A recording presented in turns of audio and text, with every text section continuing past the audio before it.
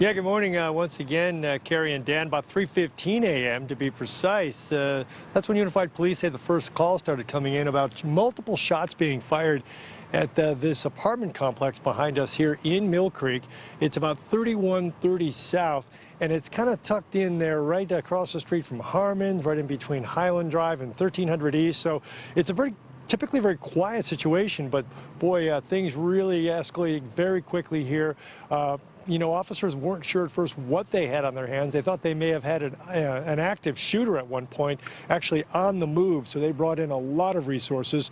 The hour of the morning, though, helped them out quite a bit. They were able to get, officers from different agencies to help cordon off some of the roads. They brought in a SWAT team, and a short time ago, they were able to get this thing finally resolved, get that man in the custody, and Sergeant Melody Gray kind of gives us a lowdown on what they were experiencing and how they finally got this thing over.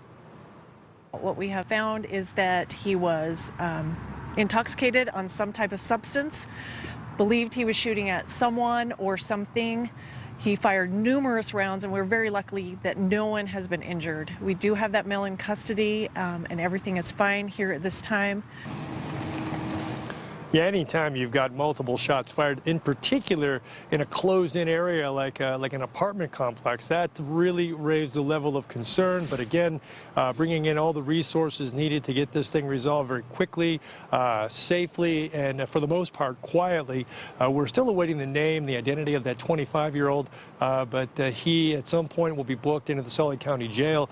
The young woman in the apartment with him is apparently okay. There were no children involved, and there were some folks in the area put in a shelter-on-place situation, but for the most part, there's probably a lot of folks in this area who more than likely slept through the entire situation. So really about as good an ending as they could have hoped for here.